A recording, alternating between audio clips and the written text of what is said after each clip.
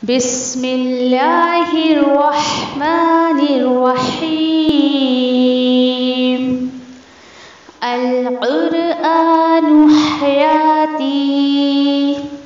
The Quran is my life, the way to connect with Allah subhanahu wa ta'ala। हदीस पर चलते हैं 117 पर। गैर मुस्लिम इस्लाम कबूल करे तो उस पर गुस्ल करना वाजिब है ना। शुरू में आपको ये बात मैंने बताई थी। चलिए देखते हैं यहाँ पर हज़रत क़ैस बिन आसिम रज़ियल्लाहु तआला अन्हु कहते हैं कि जब वो इस्लाम लाए तो नबी करीम सल्लल्लाहु अलैहि वसल्लम ने उन्हें पानी और बेरी के पत्तों से गुस्ल करने का हुक्म दिया। सुभान अल्लाह। देखिए, हाँ, इसे अहमद, अबू दाऊद, निसाई और तिरमिज़ी ने जो है वो रिवायत किया है।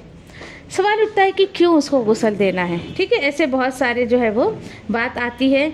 तो देखिए कि अल्हम्दुलिल्लाह दीन इस्लाम हमारा पाकीज़गी का पैगाम हमको देता है। ठीक है, तो जब वो बंदा इस्लाम कबूल करता है तो उसको एक पाकी का एहसास होना चाहिए, और जब इस्लाम कबूल कर रहा है उसको एक पाकी की फीलिंग आनी चाहिए। इसीलिए इस्लाम कबूल करते हैं तो उसको गुस्ल देना है।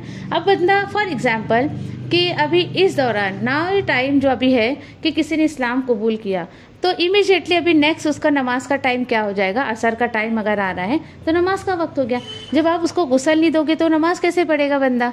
ठीक है, तो इसीलिए एक तो पाकीज़गी का एहसास दिलाने के लिए उसको कि भाई अब तो जो है वो पाक हो गया है। और देखिए उसको भी बेरी के पत्ते से अल्लाह के रसूल सल्लल्लाहु अलैहि वसल्लम ने कहा कि जो है वो गुस्ल करें। ठीक है, तो इस तरीके से गाइड करना चाहिए हमें। ठीक है, मैंने आपको शेयर की थी ना एक बात, अल्लाह ने मुझे भी तौफीक दी कि एक नॉन मुस्लिम महाराष्ट्रन थी तकरीबन, वो उसे इस्लाम कबूल किया और कल मैं शहादा पढ़ाने के बाद उसको पूरा मैंने वुज़ू और इसका तरीक़ा बताया और सामने अल्हम्दुलिल्लाह करके उसको गुस्ल वगैरह जो है, और अल्हम्दुलिल्लाह के नेक्स्ट डे से रमज़ान शुरू हो गया था और उसको रोज़ा रखने का था। तो मैंने कहा आप रोज़ा पहली शर्त थोड़ी है, आपको पहले दिन इस्लाम कबूल करना पड़ेगा, इस बीच जितनी नमाज का वक्त हो रहा है वो आपको लेना पड़ेगा, देन आप रोज़ा रख सकते हैं। That is a third step. ऐसा तो अल्हम्दुलिल्लाह तो इन तमाम चीज़ों को है जो है वो कि उसकी नमाज ना चली जाए, इस्लाम कबूल करके फ़ौरन जो है वो नमाज के लिए भी तैयार हो जाए। फिर उसके बाद देखिए कि मसला नंबर 118 आप देख सकते हो, अगर किसी को बुक में देखना है तो पेज नंबर 67 पर देखें आप। गुस्ल के लिए पर्दे का एहतमाम करना ज़रूरी है। अल्हम्दुलिल्लाह।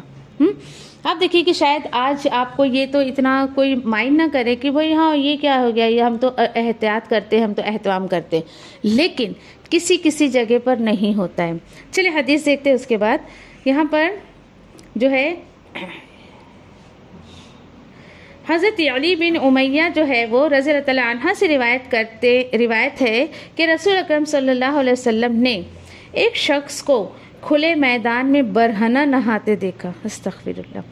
तो आप सल्लल्लाहु अलैहि वसल्लम मिंबर पर तशरीफ़ लाए, अल्लाह की हम्दो सना की और फरमाया, अल्लाह अज़ व जल बड़ा हौसले वाला और शर्म वाला है, हिजाब और हया को पसंद फरमाता है, लिहाजा जो कोई गुस्ल करना चाहे पर्दा करके गुस्ल करे। इसे अबू दाऊद निसाई ने रिवायत किया है।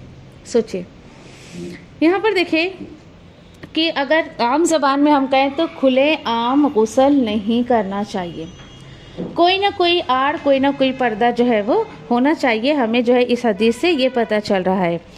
आज देखिए कि कुछ लोग आज देखिए कि फैशन के नाम पर आप कह लें, जहालत के नाम पर आप कह लें, और यानी कि आप कहें कि मॉडर्नाइज के नाम पर आप कह लें कि आज इन चीज़ों का एहतमाम नहीं किया जाता है ना।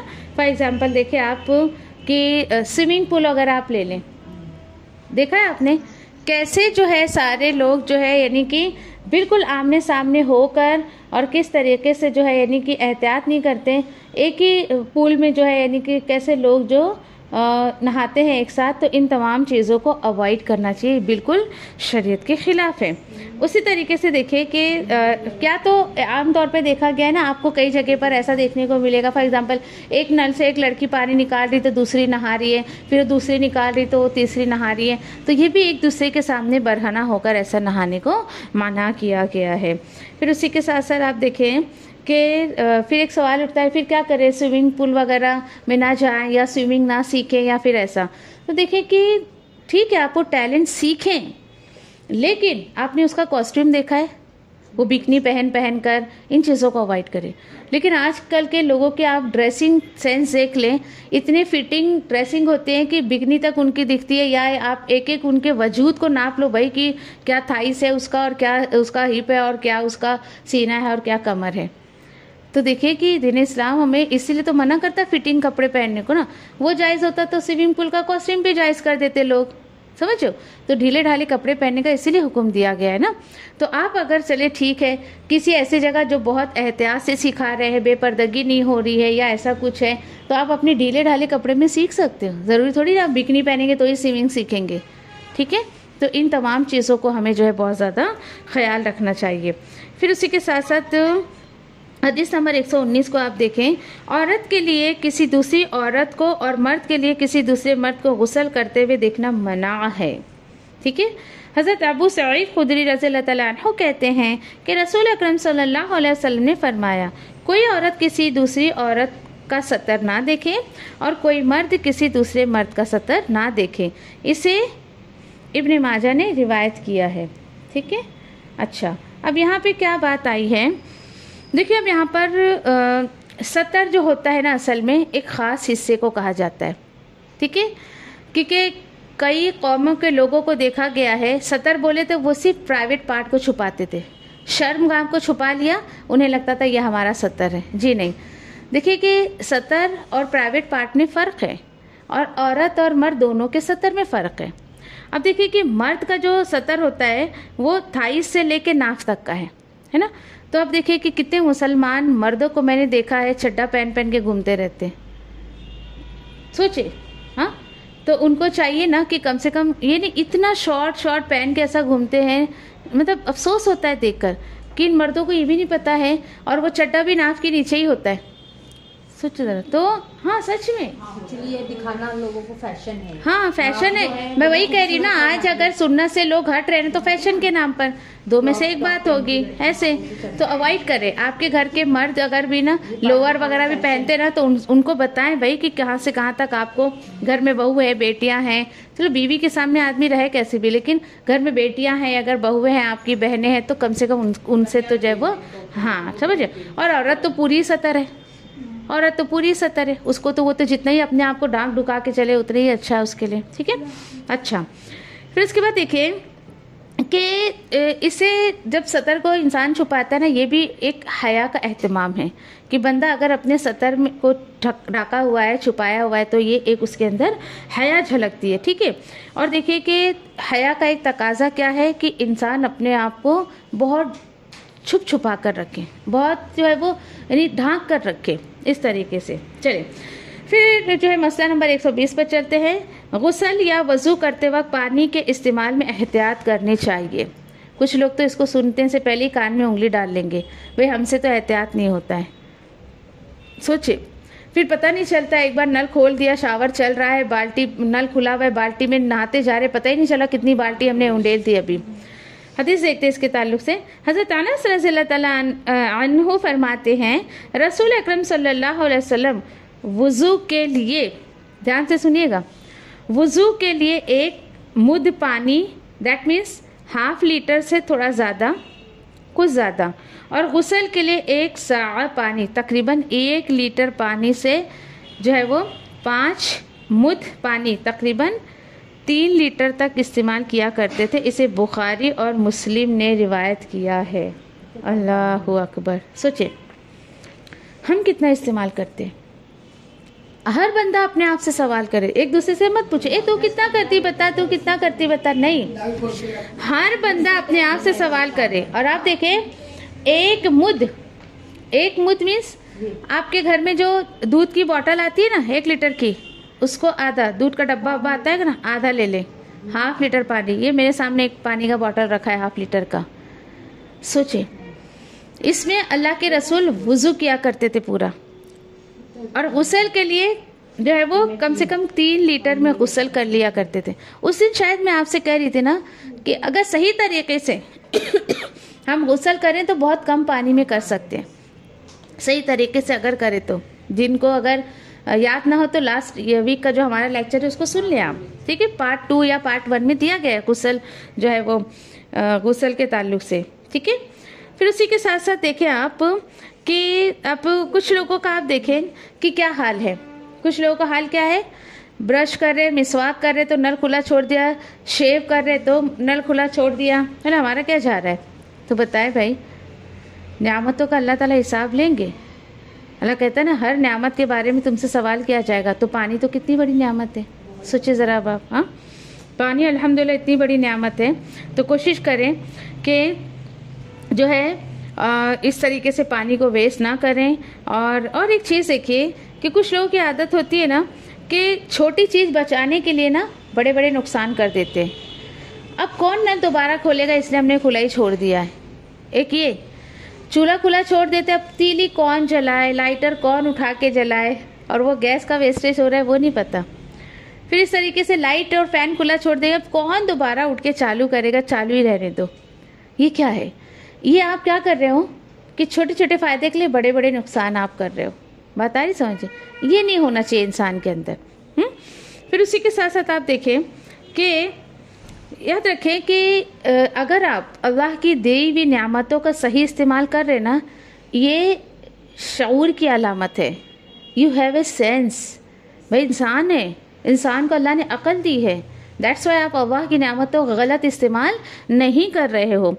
फिर उसी के साथ साथ देखिए कि फिर क्या मुझे और आपको इस हदीस से मिला कि पानी को वेस्ट ना करें। ठीक है। अच्छा, आजकल देखा गया है कि आप कभी अगर होटल्स वगैरह में गए होंगे ना, तो 5 स्टार और 7 स्टार होटल्स में किस चीज़ का डिफरेंट होता है? बोलिए, किस चीज़ का फ़र्क होता है कुछ पता आपको?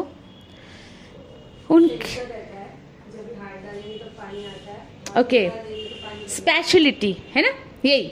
तो अब खाना आपको अच्छा होगा। सबसे ज़्यादा जो स्पेशलिटी होती है ना, फ़र्क जो होता है वो बाथरूम का होता है। पता है आपको? लोग 7 और 5 स्टार होटल्स में क्यों जाते हैं? बाथरूम अच्छा मिलता है उधर यूज़ करने को। सोचिए अब ज़रा, ये बेहयाई की निशानी है। आपने ग्लास वाला बाथरूम देखा है?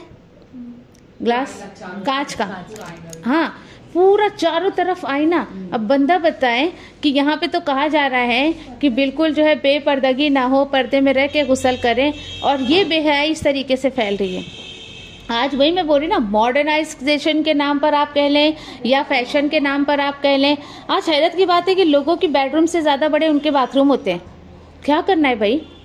और इसे इतना लंबा चौड़ा पीछे हमारा इतना दर्ज जा चुका है कि बाथरूम कोई अच्छी जगह नहीं कि आप इतना बड़ा आईना लगाइए वो। अब आप सोचें कि इवन हमें खुद भी अपने आप को बरहना आईने में नहीं देखना है।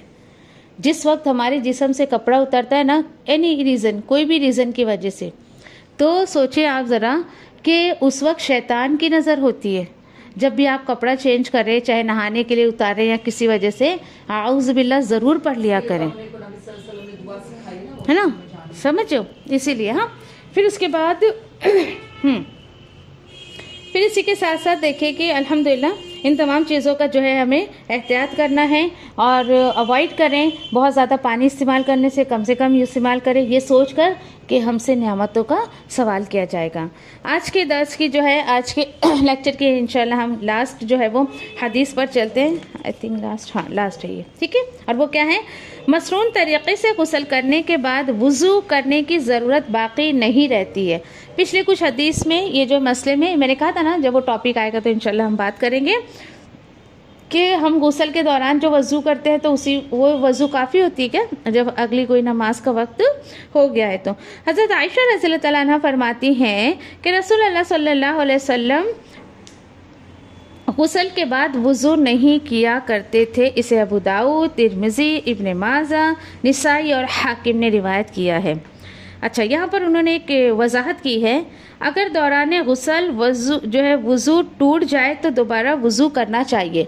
सवाल उठ सकता है ना, अच्छा भाई वज़ू टूटा तो क्या, तो आप करो, अगर नहीं टूटा है तो वही जो आपने गुस्ल का वज़ू लिया है वही वज़ू काफ़ी हो जाएगा आपके लिए। हाँ बोलो। अब यहाँ पर देखिए कि ये बात तो क्लियर है एकदम कि वज़ू जो है, उसी वज़ू से आपने गुस्ल के लिए जो वज़ू किया, उसी वज़ू से आप जो है वो नमाज वगैरह अदा कर सकते हो। ये अल्लाह के रसूल सल्लल्लाहु अलैहि वसल्लम के ज़रिए हमें जो है पता चला है। ठीक है, काफ़ी हो जाता है वो। मगर एक बात बताएं, हमारे समाज में क्या तस्वुर है लोगों का? सर पे दुपट्टा नहीं हुआ तो वज़ू नहीं हो सकती है। अब आप बताएं, ये वज़ू तो आपने पूरे कपड़े के बगैर करें, आप क्या समझो? तो सोचिए ज़रा, देखिए सर पे दुपट्टा होना वज़ू की शर्त नहीं है, ये दीन का कोई ऐसा हिस्सा नहीं है। आप रखते हो बहुत अच्छी बात है, लेकिन मुझे बड़ा अफसोस होता है कि लोगों ने इसको वज़ू की कंडीशन बना दी है। अच्छा वो तो छोड़े, ये भी कंडीशन बना दी है कि बाकायदा ऐसा दुपट्टा रख कर कान के पीछे चोटी के नीचे ऐसा घुमा के ऐसा रखने का और इसी तरीके की डिज़ाइन बना के वज़ू करने का, ये तक कंडीशन रखी गई है। अब आप सोचिए ज़रा, कई औरतों को मैंने देखा है कि इस कंडीशन में कोई दुपट्टा अगर नहीं है या हम नहीं रख पा रहे जो दुपट्टा है तो वज़ू छोड़ देते, नमाज तक छोड़ देते हैं। तो सोचिए अब ज़रा, इंसान अकल का इस्तेमाल नहीं करता क्या? हाँ भाई, अगर तुमको यही होता कि बगैर सर पे दुपट्टा रखे वज़ू नहीं कर सकते तो गुस्ल, तो बोले भाई गुस्ल में तो पूरे बदन पे कपड़ा ही नहीं होता है, आप बोलो अब क्या?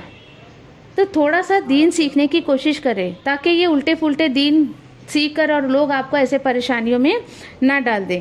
फिर उसी तरीके से देखिए कि ऐसा जो है, देखिए कि ये कोई दुपट्टा सर पे रखना वुज़ू की कंडीशन नहीं है, शर्त नहीं है, ठीक है? इसको जो है लोगों में आम करने की कोशिश करें। और इसका कोई ताल्लुक नहीं है कि भाई सर पे दुपट्टा होगा तो ही वज़ू होगी। यकीन करें कि अजीब अजीब से लोग बातें करते हैं। ऐसे ही मैं घर से वज़ू करके निकली, किसी के घर जाना था मुझे, मैं वहाँ पहुँची, नमाज का वक्त हुआ, अल्लाह का शुक्र है, मेरी आदत है नमाज का वक्त हो नहीं मैं वज़ू करके ही घर से निकलती हूँ अल्हम्दुलिल्लाह। तो फिर इसके बाद जहाँ मैं पहुँची तो तकरीबन पता नहीं असर या ज़ोहर का कुछ वक्त था, तो मैं नमाज़ पढ़ी तो मेरे साथ जो बंदी गई थी, तुम्हारी वज़ू नहीं टूटी? मैंने कहा नहीं अल्हम्दुलिल्लाह नहीं टूटी वज़ू। तो बोले नहीं, तुमने इतने लोगों को देखा तुम्हारी वज़ू नहीं टूटी? अल्लाह की पनाह। सोचे ये क्या दीन सिखा रहे हो भाई बच्चों को तुम? यानी पूरा जो है वो क्लियर किया करें, किसी को देखना उस नज़र से देखना कि आपके दिल में उसके लिए फीलिंग आई है, फीलिंग आके वाइस डिस्चार्ज हो गया है तो तुम्हारी वज़ू टूटेगी। ये तो कितनी आगे की बात है, अल्लाह की पनाह। या इंसान को खुद की फुर्सत नहीं, दूसरों को देखते हुए चलेगा वो। तो सोचिए, वही मैं बोलती हूँ कि क्या बच्चों को दीन सिखा रहे, ये उल्टी फुल्टी बातें। बच्चे आज की दीन, और अच्छी खासी 22-23 साल की बच्ची वो, और उसको ये भी नहीं पता कि किसी को देखने से वज़ू नहीं टूटती है। मैंने समझाया उसको अच्छे से, फिर बेटा किसी को देखने से क्या, कोई हमें देखता है तो ऐसा वज़ू नहीं टूटती है। वज़ू की जो कंडीशन है बस वही है ना, कि आप टॉयलेट के लिए गए हैं, वॉशरूम से आए हो, या फिर समझो कि कि किसी ने अगर रिश्ता कायम किया है, या फिर आपकी गैस पास हुई है, या फिर कि इस तरीके की। अल्लाह की पनाह, आज सोचिए कि दीन इतना आसान अल्लाह के रसूल सल्लल्लाहु अलैहि वसल्लम के ज़रिए दिए, लोगों ने कितना मुश्किल कर दिया उसको। अल्लाह रहम करे ऐसे बिल्कुल मन घड़क बातों की तरफ जाने वालों पे, और जो फैलाते हैं अल्लाह उन पे भी रहम करे और उनको सही दीन समझने की तौफीक अता फरमाए। तो मुझे उम्मीद है कि आपको बात जो है वो समझ आ गई। अच्छा एक बात और ये देखिए कि पानी के ताल्लुक से जो बात थी यहाँ पर, अब क्या होता है कि लोग ना शावर, आप बोलेंगे नहीं भाई शावर से नहीं नहाएंगे तो भाई जिसने शावर बनाया उसके पास ज़्यादती हो जाएगी, उसने इतनी मेहनत से शावर बनाया है। अब तो ये, और कुछ लोग तो देखिए कि अक्सर देखा गया है कि जो लोग रेंट पर रहते हैं और अगर ऑनर उसका बिल भर रहा है ना, तो गीज़र भी चालू, ये भी चालू, वो भी चालू है, मुझे क्या करना है, बिल तो उसको भरना है। तो रहम करे ज़रा, अगर किसी ने आपको इतनी सहूलत दी है तो रहम करे अगले बंदे पर, ठीक है। फिर इस तरीके से पानी का वेस्टेज होता है, वो जो बिजली का भी अलग। तो बोले चलो अब तो कौन अब चूल्हा जलाए और बाल्टी में कौन भरे पानी, है वो तो सोच लें, बाल्टी और चूल्हा भी अल्लाह की नेमत है। आप उसका क्या इस्तेमाल करें, आप बिजली का क्या इस्तेमाल करें, गीज़र का क्या इस्तेमाल करें, गर्म पानी का क्या, ठंडे पानी का क्या, सारी नेमतों का हमसे सवाल किया जाएगा। तो अल्हम्दुलिल्लाह आज का दर्स हमारा पूरा हुआ, और उम्मीद है अल्लाह सुब्हानहू तआला से कि आपको सारी बातें समझ आ गई होगी। नहीं समझ आई हो तो आप मुझसे पूछ सकते हो इंशाल्लाह।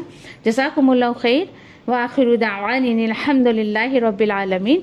सुब्हानल्लाहि व बिहम्दिही सुब्हानका अल्लाहुम्मा व बिहम्दिका नशहदु अल्ला इलाहा इल्ला अंता नस्तगफिरुका व नतूबु इलैक। रब्बना तक़ब्बल मिन्ना इन्नका अंतस समीउल अलीम व तुब अलैना इन्नका अंतत तव्वाबुर रहीम। आमीन या रब्बल आलमीन। रब्बना तक़ब्बल मिन्ना इन्नका अंतस समीउल अलीम व तुब अलैना इन्नका अंतत तव्वाबुर रहीम। आमीन या रब्बल आलमीन।